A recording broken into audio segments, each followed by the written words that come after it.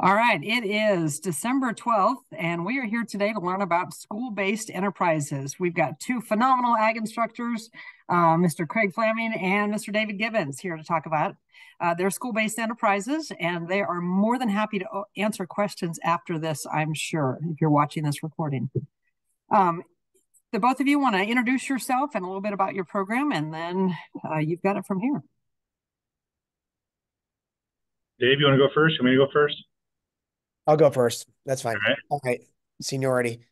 David Gibbons. I'm at West Holt High School in Atkinson. I've been here for over 30 years. And for the last, oh, since COVID, basically, we've been running school-based enterprises through our program. We currently have um, we run our greenhouse as a school-based enterprise. We run a laser group as a school-based enterprise. We run a freeze-dried food business and a soy candle business as school-based enterprises. And it's one of those things we got into because we just needed someone other than me to run some of these things. And then we added to it when it was successful. So, and we have a lot of students that have diverse needs, and we're really using it for SAEs for students who need a little bump in their SAE or need an SAE completely. So that's kind of where we're looking at it. So go ahead, Craig. All right. Well, I am Craig Fleming. I'm up here at Randolph, and if you see me shushing or looking around, it's because we're in the middle of fruit sales. So reminding kids to be quiet. Like I said, I'm in my 15th year here at Randolph, and we have had a school-based enterprise, Cardinal Cam Industries, since 2014 was when we started. It is a metals fabrication business. Started out around a CNC plasma cutter, and we have grown from there. Lots of different equipment, lots of different projects, um, and I'll get into it when we get a little farther into it. I've got a bunch of statistics I can kind of share, but yeah, that's what we do. Uh, we build it. Pretty straightforward. So. And I know we both run ours quite different from each other. I'll kind of give you a rundown on how we operate our business, and then because I know Craig's is completely different, and then we have some just kind of things to look out for if you're going to try to run one, or some things that have worked and things that haven't worked. So at West Holt, what we do is it is a student's SAE, and it is a student's entrepreneurship business. What we do is so for example, we'll run with the the the laser company we have, Husky Laser. The school or the FFA chapter owns the laser cutter, and we bought we have a couple laser cutters. We've got them on grants, partially on one of them, and the students apply to be on the team, on the business, and we kind of look and see what we need for numbers. There's only so many people can work at once, and then they rent the machine. So like, I know Craig does this too. We have different roles for people in the business. So there's a CEO, a CFO, there'll be a marketing person, then there'll be your beginning people. Your first year on it might be just production people. So right now we've been doing a lot of cutting boards and things like that, charcuterie boards for Christmas. So the juniors and the senior doing most of the cutting and designing. The freshmen that we just added to the group, they're out there cleaning and oiling, and then they get in and they're like, here, stand here by the machine and push this button when you need to. Then we teach them as we go. But we figure a profit on it for the year. So the CFO will track on a spreadsheet all our income and expenses, and then by semester, we figure how much profit there was, and then we pay them and they track their hours, and we pay them 85% of the profit. The other 15% of the profit is their rent. So the more work they do, the more money the chapter gets back on it. I would say that we're not making money on anything through this laser group as a chapter. because the hardware, the capital stuff is a big investment. But what we actually run it through our school account, and we will pay kids $599 in a calendar year. And then, so then we don't have to run through payroll. And then anything over that is rolled into a scholarship. And then when the students go to college, we'll write a check to their college for a scholarship based on the amount over that. And every year there's some kids on the greenhouse group and the laser group that break that $1,000 pretty simple. So that's kind of how we run ours here. It's pretty competitive to get on a couple of the different groups. We just did applications in early November, and we had 10 kids that want to be on the laser group, and half a dozen want to be in the greenhouse group. And we took 3 of each. That's what we did. So, all right, Craig. No, I think that's a great lead into because like Dave already said, we run our school-based enterprise very, very different. And that's an important thing to take note of. I tell everybody who always asks, how do I get this rolling? I will tell you, you need to figure out something that works for you in your system, in your school, in your community, and roll with it. It's almost impossible to copy my model or Dave's model. You can take pieces, but there is no right or wrong to it. Our school-based enterprise is actually a class. It's open to juniors and seniors. They must have taken a welding class prior to, so they have basic metallurgy. But it's a class that they're enrolled in. Almost all the students are FFA members, but they don't have to be. Occasionally I'll get some non-FFA members who want to take that class, and they take it just like they would take math or anything else. It's 1 hour a day. Every day we have school, and they take all the orders and everything during that class period. The school owns the equipment, the startup equipment. However, we have then reinvested and purchased equipment as we've gone. In total, we've got about a gross of about 90,000 we've taken in since 2014 in proceeds. We maintain a balance of about 30,000 in our account. We have reinvested another 30,000 back into the program through the purchase of equipment and materials that is then owned by the school for our youth. But that was purchased by Cardinal Cam, in addition to the wages and things that we paid out to students, which, like I said, is a little different than how Dave does it. Because it is a school class, we legally can't pay the students. We can't pay them to take a class. So the way that our school works around that system is that we offer a Cardinal Cam scholarship to students upon completion of the course, and it's based off of the gross sales for that particular. Traditionally, it's a year, but sometimes I have students that pop in at semester, so sometimes we have to break it down by semester. But we give a percentage of the gross sales in the form of a scholarship, which they receive upon graduation, and then that grows for every year, obviously, that they take the class. So that's a little bit different model. They are employees of Cardinal Cam Industries. I manage. I take that management role. However, as students come on, they kind of take on that role themselves. For example, I've got a student now who's in his second year, and he pretty much does all of the managerial. He signs all the projects and things of that nature. So I more just kind of oversee what he's doing. But yeah, that's a little different model in regards to it's a class that the students sign up for and take, as opposed to it's their SAE project. Yeah, I do have a few students that occasionally will do an SAE spinoff from it. They'll turn it into an SAE, but it is not technically their SAE. It's a class they take. So yeah, I think that's kind of the gist.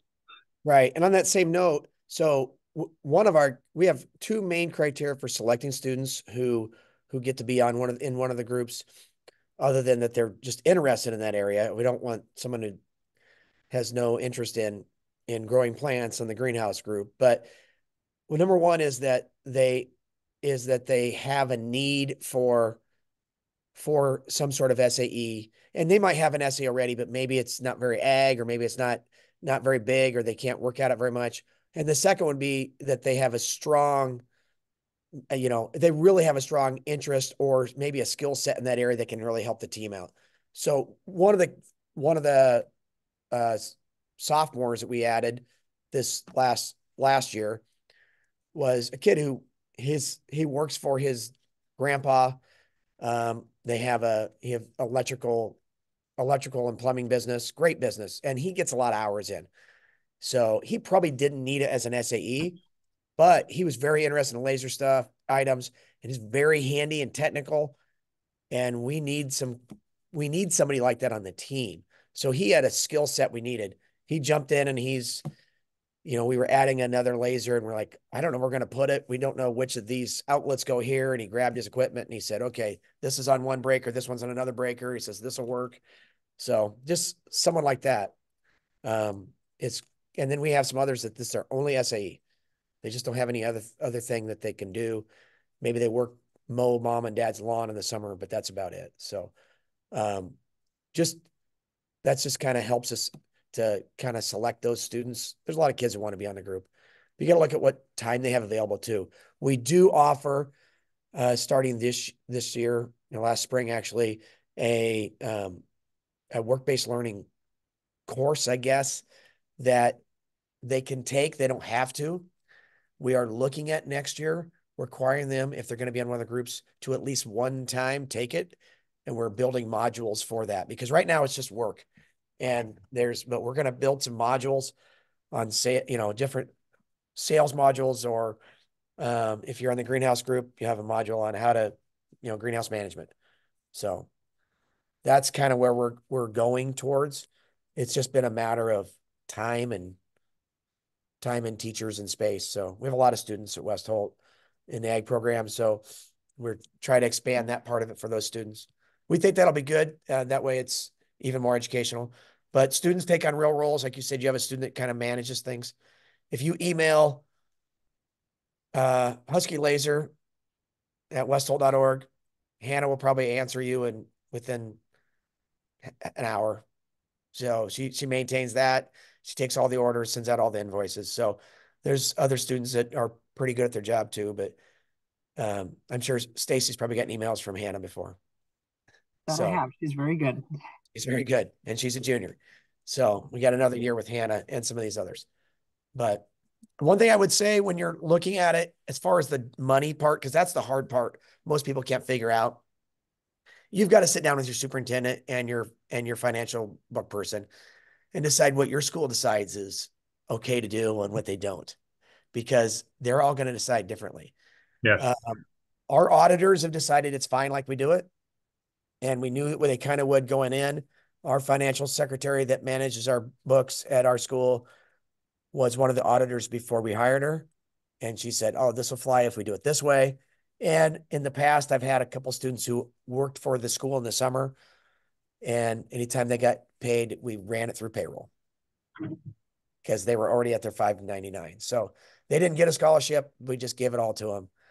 So we could have run it all through scholarship, but we kind of let them decide. Mm-hmm. So, but Craig, how do you code that for the course? Which I think what the technical code is. Advanced, it's the advanced metal working. Okay. I don't remember what the code is. So it's not one of the work-based learning courses. No, it's actually a metal working course, is the way we run ours. Metal fabrication. Yeah. So yeah, we code ours as the work-based learning it's got an ag tag on it. Yep. And you can find that in there. Actually, Stacy's the one who told us about it. And so we do that, and we have students who take it and they work on projects, and it's probably, but it's not enough for different groups. The laser group, particularly at this time of year, and then banquet time where they're doing a lot of banquets. Last year they did like almost 30 banquets with plaques and things. And I don't know where we're at because we haven't run all the invoices and done the numbers on it, but we're probably well over 100 charcuterie boards, 1 foot by 2 foot boards that they cut. And well, I know we are probably over 200, but last year they cut 776 cutting boards at Christmas. Well, the machine had to it ran 8 to 9 hours a day for 2 weeks straight. So they're coming in after school during their study hall, coming up saying, hey, can we meet Sunday from, 6 to 9, and they'll come and cut or do things and oil boards and do all that stuff. Last week, I know a couple of the kids were here for like 3.5 hours after school making coasters. So they have to, and I think that's what makes it legit SAE, is that it's not classroom time necessarily. And even if it is, I think it fits in because they're doing some real work. They're making the decisions on it. One thing we do that I know the record keeping gets touchy for people if they're using it for SAE. They have on their spreadsheet how many hours they worked. And then, so they have a percentage of the income, and that's how they code it. Here's how much I worked. This is the percentage of the sales I have, percentage of the income, percentage of the rent, because everyone will be different. So if we just figure what percentage of the total hours they worked on things, then at the end of the calendar year, any of their inventory, because they have inventory, they've got consumables left, coasters and boards and whatnot. We figure what's worth, and we split it based on the percentage of the time they worked in that previous calendar year. That's how we enter it. Now, it's probably a little touchy because when they graduate and they leave the team, they just forfeit all that. It's just done. We don't pay them. There's no payout for their leftover inventory. Yeah. And we have that all in their SAE agreement that we put on their record book. And then that's how we manage those. It's probably confusing to people reading their record books, but. So you said that you started yours, David, after COVID. Was there? Yeah, we actually started at COVID year with the greenhouse. Superintendent, I said, hey, we've got COVID hit. I've got all these plants. I said, I've got 5 or 6, I think it was 5 kids who can come up one at a time and take care of plants and do this. Let's just run it. And he let them do that. And then because otherwise it was going to be kind of hard to run. We let them go up there on their own one at a time. And we did sales distance sales that spring too. And we ran it that way. And then after we did that, we said, what else can we do this way? Because there was kids that had need for SAEs. And the greenhouse isn't a huge moneymaker. It really isn't. They grow plants in the spring. They make probably $2,000 typically at West Holt. And then they buy and sell mums and buy and sell finished poinsettias too. They're not growing either of those. So that is literally that's an ag sales thing. They're buying them, selling them back out. So do you have more kids? Like, do you get kids that are interested in the greenhouse, knowing Yeah, they're not going to make as much money? yes. The greenhouse has been fine. Kids, the kids that want to be on the greenhouse group, they want to go on design hanging baskets and porch pots and things, and they get into that. And they know there's a limited number of people that can get on that. One thing I would say when you're starting a school-based enterprise, you're going to have one of two things happen. You're either going to make money or not. You may not make money. The candle business, the kids that were on that were super excited to do it. There's just no money in candles. They're not making money hardly. I mean, you can make a 8-ounce jelly jar type candle or a Scentsy size melts, and you can sell them for $7, and you can make $2 on that. And you can only sell so many of those darn things. And it's just, and they understand that. that business, we'll see how long it lasts. We put those on fruit sales, but outside of fruit sales, they just don't make money sales. One thing we've tried to do, and I don't know, I'd like to hear how Craig does it too. The chapter has a very active Shopify, an active Instagram and Facebook page. And then we run a Shopify page to sell through for some things. We pre-sold mums and pre-sold poinsettias, put them on there on our Shopify. We always have a cutting board or two up there. We use our Shopify a lot just for people that want to pay with a credit card or their debit card, because we run the money through the school. It's kind of hard to Venmo the school or Venmo the whatever. So we can make a custom order for someone in 2 seconds. And so the Shopify costs us a little under $30 a month, but we sold, of our 100 mums we bought and sold, I think they sold 60 of them before we got them in through Shopify. And it costs you 3.5% on a transaction fee. So you can go to westholtfa.org, and that's our Shopify account or address. We did that because I know that York was doing that, and they talked about that one year at summer conference. And we tried it, and we think it's worth our money, but it might not be. Craig, how do you market your things? Marketing wise, we really haven't had to put a lot of effort into it. We've been around long enough that we're, I hate to say we're well known, but we stay as busy as we want to. In fact, I don't remember the last time we didn't have a year where I had to turn people away and just say, wait for the list next year. There just aren't enough hours in the day. And that takes care of the marketing for us. And also it's a little different for us because of the volume that we deal with. We're doing fewer larger projects. So rather than trying to land 50 $10 sales, we are more towards 4 or 5 $3,000 sales. Yeah. And so most of what we receive comes in check form, occasionally cash, which is kind of nice. Not that we have to report it anyway, but yeah, so it's a little different style of project, which makes an impact.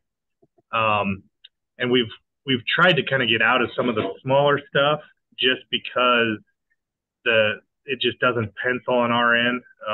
For example, like I was telling you guys before we got started, we took an order this year for 420 like bottle openers that we're going to cut out with the CNC plasma cutter. We'll powder coat them, and then we're going to take them down to our laser, and we'll engrave the paint back off and put a logo on them. And they're cool, and we're doing it because it's going to the state school board association or something like that. But the labor and time we're going to have in it really isn't worth it. We're not making any money. We're hoping it leads to projects down the road. Right. So if you take out $5 projects, which people don't really want to write checks for, I guess that isn't necessarily the best answer, but because we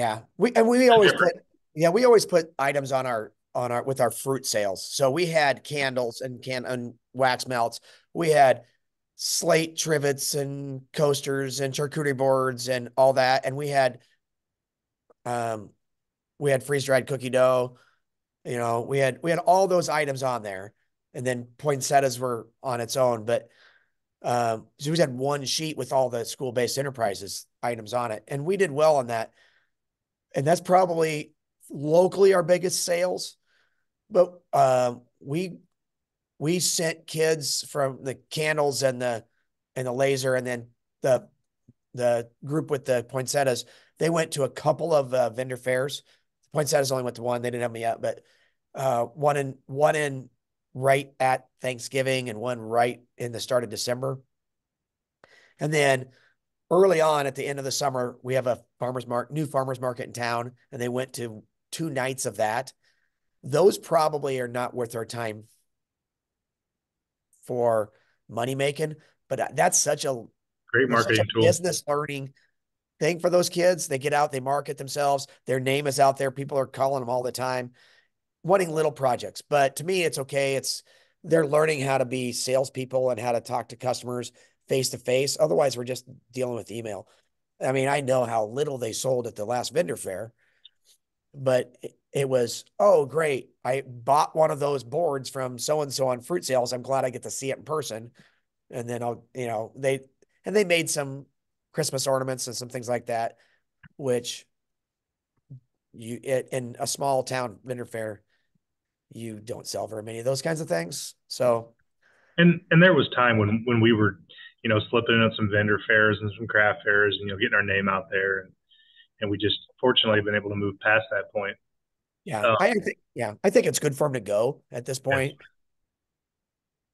And we showed up to the Ag Teachers Conference last year on that and the Ag Ed only day, and they got some orders from some people. So, and they they do wholesale some of their items out. At this time of year, they had sold boards and items to 5 other chapters, which really put us behind time on getting our own items done. But because we had one machine down and we only had one machine running. So that is the thing I would say. This is a business. If you're going to run it and you have to think like a business person, you got to remember you're going to have business problems. You're going to have equipment that's going to go up and down. You're going to have to deal with, supply issues. Hey, can I get my, my wood or my whatever, my cutting boards in on time? And you have to think like that because you're going to have to manage inventory. You got to think about space too. We're kind of run low on space. And then if I got, 100 blank charcuterie boards sitting around waiting to go in boxes, you have to think about that when you're running your business, your school-based enterprise, I think. So, And that's part of, where I kind of mentioned earlier, there really is no model that necessarily works for everybody. Um, you know, maybe the space in Randolph doesn't equate to Dave's cutting boards. right. Maybe my shop facilities meet the need of what I need, but maybe Dave doesn't have the space to do what we do. You kind of have to figure out what works for you. And the other thing that I think is real important is as a teacher, you need to take a step back and have an understanding of what kind of time commitment you personally are willing to invest. I think it's awesome that Dave does the greenhouse thing. I'll tell you, I have zero desire just because there's no way I'm coming up nights and weekends to check on kids' plants. The beauty of the steel for me is the fact that when class is over, we turn off the machine, we walk away, and it sits there until we come back. Right. Uh, that And works. actually the greenhouse one has made me less work Yeah. because there's dedicated people that this is your thing. You are in charge of it. And before I was kind of in charge of it, or if you could find an officer that could help run a greenhouse, obviously we did it in plant science. And my plant science class still does some greenhouse items. They will do some of we're going to seed, we're going to put vegetables in for you. We'll do whatever, just for a learning thing. But to me, running an entire greenhouse 1 hour a day as a plant science class, it's the same stuff every day. You can only water so many times and have it still be educational. It's like, yep, we watered. Now you know how to water. Yep, you planted some seeds. You know how to do that. Now let's do that again for the next 3 weeks. To me, uh, teach them how to do that. Make sure everyone understands, but then let those other kids that are interested run the program. And we don't need the full profit. So the 15% to us is fine.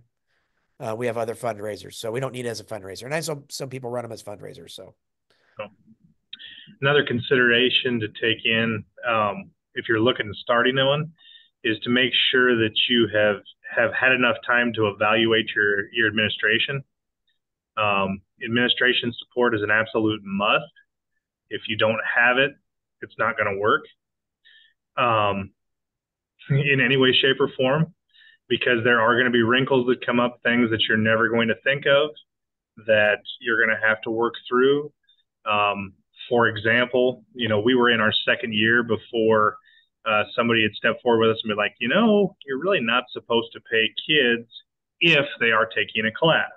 There's that kind of little finite item. Now, that doesn't mean that in a different school system, someone may not look at it from a different angle. I'm not a lawyer, but those are things that the administration was like, okay, well, rather than just shutting down this program, how can we work around it? What is something we feel comfortable with?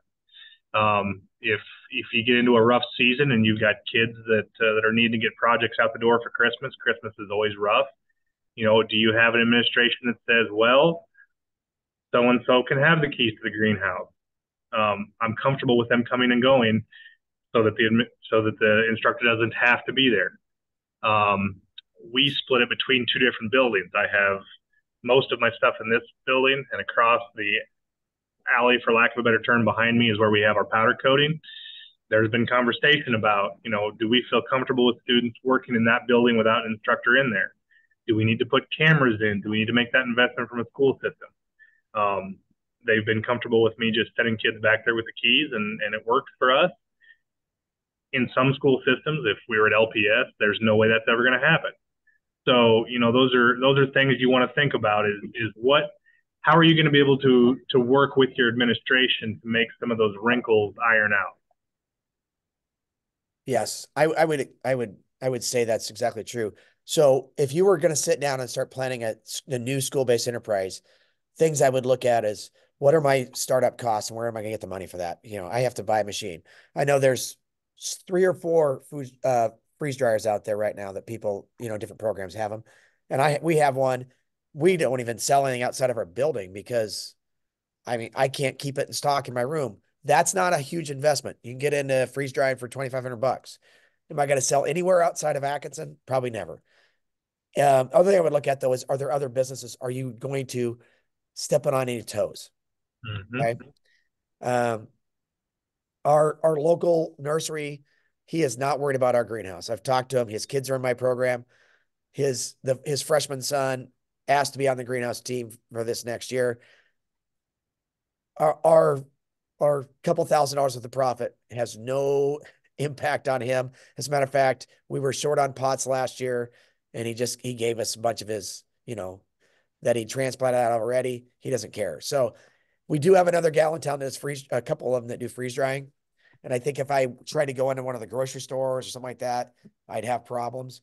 But most of them are just selling it with fruit sales and out of the classroom. And then the school concessions has talked to me about offering items in the concession stand, but just got to look at things like that. What's your overhead on those? Where are you going to market it to? And then you've got to really sit down and decide if you've got the kids that are going to put the time in that's necessary, or is it going to be you? Is it going to be just a bigger job for you? You don't want to be the one going up and, boxing up stuff or taking things out of the freeze dryer. You don't want to be the one doing that. It's a school-based enterprise. It's a student's job to do those things. Otherwise, you're just giving yourself extra work. I think the other thing you probably have you got to look at is where during the day are they going to do that work? Are they going to do it during a class? Are they going to do it during a study hall time or after school? Well, how is it going to fit? Those are really big concerns, I would think. And then what are you going to do with kids when they age out, when they graduate? If you do Craig's model, that's easy. They're in class, then they're done. But what if you don't have all the projects done at the end of the semester? That's a good question. Do you finish them?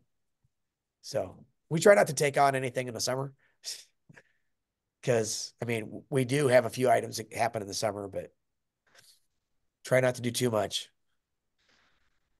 So, Craig, you said you started this in 2014. Mm-hmm. So, what have you seen from the students? Speaking of graduation, once they graduate, have you seen an impact on their post-high school careers? Sure, that's a great question, and honestly, I get that asked a fair amount. No, I have not seen any metal workers coming out of my program, but I have had lots of students, like lots and lots of students, who have come back and said, "Hey, the business skills, the understanding of dealing with frustrated customers, being able to carry on a phone conversation and figure out needs and wants of someone, that was probably the thing that surprised me the most is how scared kids are today just to pick up the phone and order a pizza. Like that's petrifying for lots of kids. And so being forced to not only, go through that whole process, but talk to a complete stranger over the phone has been impactful. The communication skills is probably the biggest one. But no, I have not had a single kid who left my program and was like, now I know that I want to go build trailers for the rest of my life. So, but I've had students who you would have thought would have gone that way. In other words, I've had students who have taken the class purely because they thought they were going to get a weld for 2 hours every day. And you know, I've had girls who took the class who have never, they took the welding class and have zero interest. They want to become a vet someday. They just want to get into that class because they've heard good things. So and that surprised me. I kind of figured that all of a sudden I would have a bunch of welders leaving my program. So I think for me, it's what I've seen is leadership growth out of these kids because they are taking on these tasks themselves and managing a group or have to manage their own time. The kids that are the CEOs and the CFOs or whatever, I mean, they're coming in and they're like, oh, we need to get these things done. Actually some of my freshmen, we were doing a green hat night and labor auction last night. Like we got some poinsettias left. We're going to take poinsettias over and sell them. And then they took it on themselves because they knew that it was their profit as opposed. And I mean, they stepped out and they were trying to get people to, to buy or whatever and talk to people. Like we talked about, my Hannah on the laser group. Boy, I mean, she could talk to anybody, and that's a lot of it is just practice and knowing how to email properly back and forth. I think she's learned a lot during that. Does she want to run a laser? No, she wants to be an ag teacher. So that's good. Yeah. Morgan, I think the leadership has really been good. Yeah. Morgan, to answer your question, there's a fair amount of trial and error. I can tell you specifically how we bill if that helps you. So we bill on multiple levels. We have a flat rate that we charge. I believe it's $30 an hour for design time. So if someone comes to us with a project and says, can you do this? We estimate how much time it would take to design it, $30 an hour. We charge $20 an hour labor for the actual fabrication and finishing. And then if we have to do an install, it's $50 an hour labor on the install outside of school day, plus materials is how we do it. One thing that I've learned is that after you've done a few, you have a pretty good idea. So, I'm always kind of looking over the kid's shoulder when they're doing their initial pricing. And I say, well, you might want to bump that up a little bit, or here's a comparable, something for you to look at. The other thing that we've figured out is we bill off of my time, meaning if I could design it in 2 hours and it takes the kid 4 hours, it's not fair for us to bill out the kid or bill out that customer for 4 hours worth of work if I could do it faster. There again, I've done enough time on the design program that I have a pretty good idea. I know that some people use like cut inch as an example. For me, it never worked because you have projects where the cut inch would completely blow the numbers out to where you're getting a little dinky sign that has so much scrolling and craziness on it that the price is outrageous. On the flip side, you could eat on steel costs if you've got a great big project that only has a few cut inches. So we've done it just by the volume of material and our inputs. And then I do have a student, maybe the second or third year that I had it, kind of a kid who was good at Excel. That shows how old that was. And he put together like a whole spreadsheet that does calculations on inch volume on a sheet of steel, and we can input a cost for what we paid for that sheet of steel, and it calculates out how much the cost per inch is. Things like that, I'd be happy to share with you if it has any value. But there again, it's kind of specific to our business, not necessarily what someone else does. So, Dave, how do you do it? Well, yeah. So pricing that's a tough one. What we try to do is try to get on a greenhouse. We try to charge basically what's charged down the road. You know, what's being charged at Baumgar's, a local nursery, as far as some of the plants. We know our cost in on those items, uh, and our soil and all that. So we figure we can make a profit there, and then we sell a bunch of veggies that we personally plant, and those are like hitting a gold mine on those because you don't have a lot of costs on those. But petunias and those things, you're like, well, here's what it costs, and we should be okay if we charge $3 for whatever. What are they charging at the local nursery? That's pretty close to what they're charging, so we'll go with those. As far as the laser cutter, we try to whatever our material cost is, we try to double it. We don't have a lot of design, and so we're taking some projects. If we have to do our own design on those, we're probably taking a hit if we were paying by the hour rather than dividing profits on those, but others we're not. And it's like, well, this board costs us $10. We actually, well, I say we try to get double for sure. And then we go, oh, well, charcuterie boards are going for $40 and I got $11 in this. We're going to charge 30. We just kind of but we have a lot of waste. I know that seems crazy, but when you have freshmen on the team or whatever, it's like, okay, well, we sold 60 charcuterie boards in the chapter for fruit sales, but those freshmen wasted 5 when they were trying to figure it out, or sometimes they come when they're broken and they're this, and you just got things you got to chuck out there. Plaque blanks are fairly cheap when we do plaques in the spring, but oh, I misspelled this on there. Well, there's the pile of the throwaway. You have to figure. We figured 10%. So if it costs us, $10 for a board, we got to figure $11 because we're gonna have 10% of them wasted. And those are things we've learned the hard way.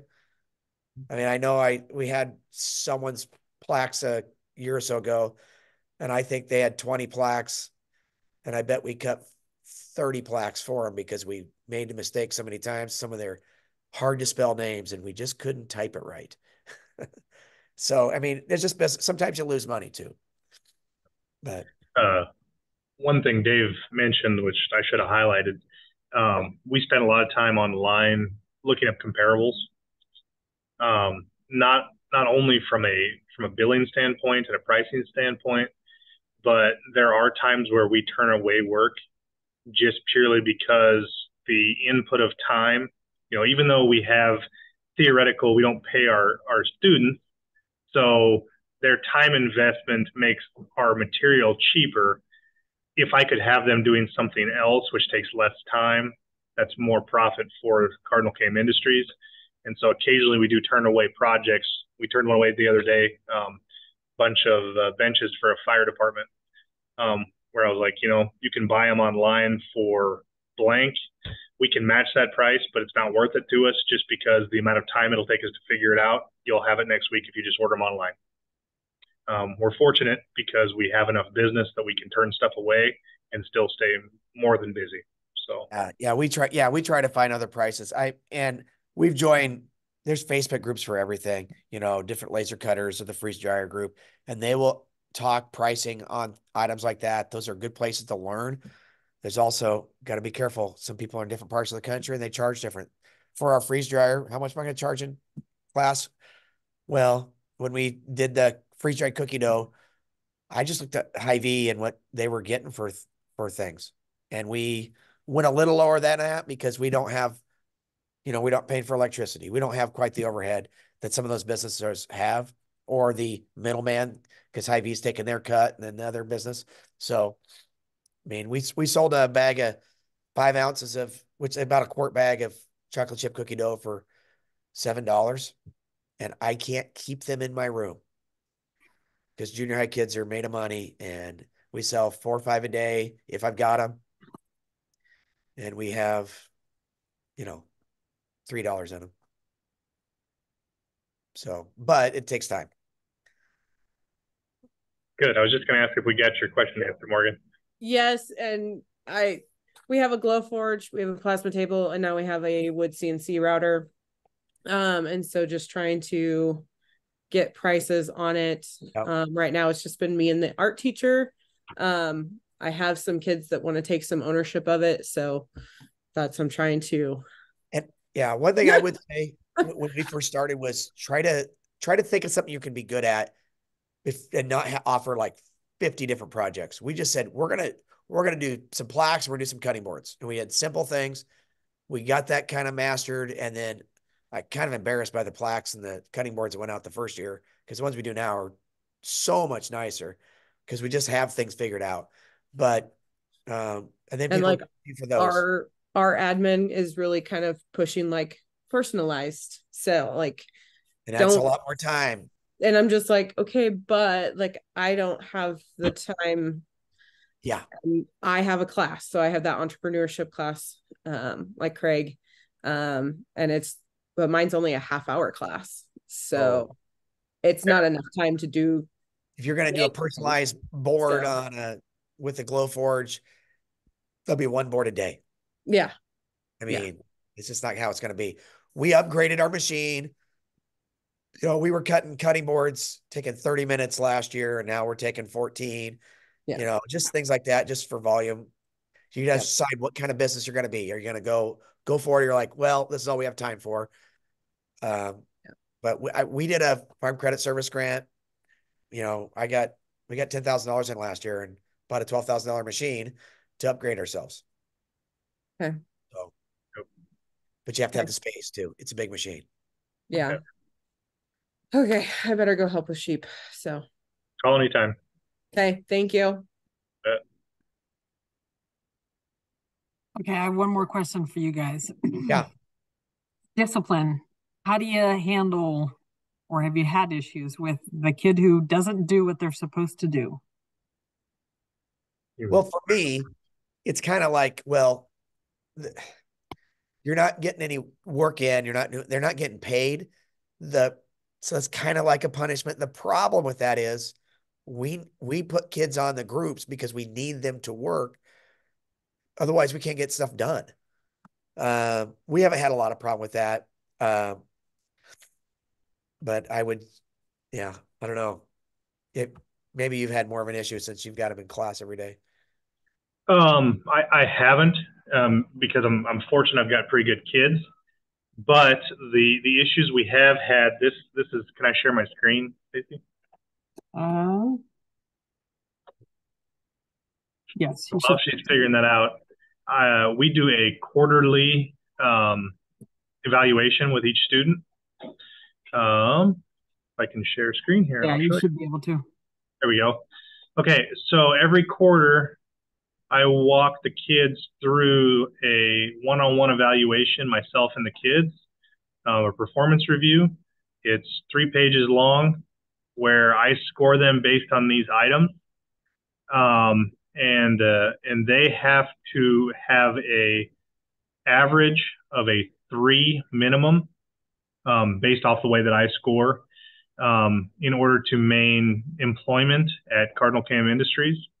They get 1/4 of leniency. So if they fall below, they've got to bring up their average before the next quarter, in which case they have the option. They get fired. And if they get fired, they lose class credit, they lose their scholarship. And it's pretty impactful on the kids just from a grading standpoint. And I think I've had maybe 3 kids over the 10 years that we've done this where they fell below. And after that, it fixed itself almost instantly because they don't want to get fired and they don't want to have to go get stuck in a math class. So that performance review has been pretty impactful. Um, I won't lie to you. There have been years where I've had such good kids that I just skipped it and didn't waste my hours worth of time per kid doing it. But it's always there.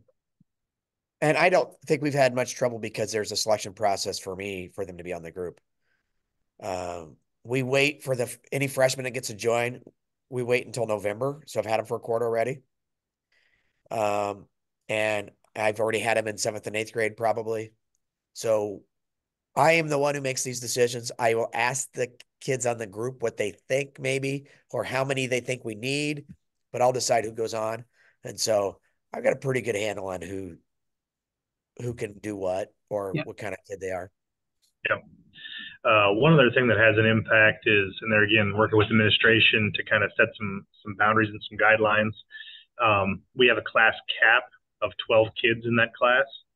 I've had it once where I had 12 kids, and it was a struggle to keep that many bodies moving all at the same time.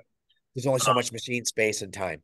Exactly, so much machine space, and that's where like those student managers and some of those kind of things become very important. Most of the time, it's more in that 3 to 5 neighborhood, 3 to 5 kids, and they kind of self police. But I can tell you, if I had more than 12 kids in that class, it would be a nightmare. Just keeping them all busy, and kids that aren't busy tend to jack around. So. Yeah. Any safety issues that you've had? One time, early on in Cardinal Cam, we had because we obviously have a big volume of inventoried steel. Before we had our steel rack constructed, just because we didn't have the money to build it yet, we had a pile of sheet steel fall over on a kid. Yeah, luckily he fell underneath of it with other stuff underneath of it, and so we were able to get it off of him, and life went on. On a positive note, when that happened, the school was like, "We don't care what it costs, go build that steel rack." And so, from that perspective, that it helped. There have been a few issues we've had to run in with electrical stuff. The school has been good about taking care of it, but like we had to completely upgrade our electrical service just because of the volume of machines and things. Yeah. If you Yeah. have bad administration, That's definitely something you have to look at depending on what you do. Like, I needed a dedicated at least 15 amp, breaker for the freeze dryer, which I was able to put in one spot. The laser cutter takes 20 amp breaker. And then it's like, we're going to add another machine. That's another 20 amp breaker. Can't put on the same one, but it's a newer building and we already were set up with 20 amp breakers that were okay on their own line. So, but if someone was adding, plasma cam or laser or even the freeze dryer or something else that's a big machine, you better check your electrical in your building first before you start jumping into things. And that's something I've seen on our Facebook groups with laser is people that add them to their garages or their house. And they're like, I have to get an electrician in here. Yeah, you need to think of that first because you can't just plug it into the wall. It needs to have something a little bit more amped up. Yeah. And there again, having administration that understands that there are going to be requirements that come up down the road. We have far outgrown our facility just with the equipment we've purchased. We had to switch our entire building over to 3-phase. That was a pretty substantial investment on the school's part. But we had administration that understood that going in, and we have reinvested so much equipment. They were like, yeah, it's kind of our turn to pull our weight a little bit. So, we're looking at getting a new building because we've outgrown this one. Awesome. Wow. So. Any last things that you think people need to know as they get started? Just plan ahead. Make sure you get as many questions answered as you can before you get started. So that's all. Yeah. I would maybe say give yourself a trial year, maybe dip the toes a little bit. Try it, run it with a couple of kids, maybe after school plan period, that kind of thing. And then once you've kind of got your feet good and wet and you feel good about where things are going, then jump in head first. But definitely take into consideration that personal time commitment. Don't set yourself up for a whole extra job on top of your second job that you have to have so that you can support your teaching job. Yeah, definitely. So Awesome. All right. Thank you both very much for talking to folks here. Those watching the video, you guys are open to answering questions. Yeah, Email send you. your emails our way. Okay, awesome. I'm gonna stop the recording here.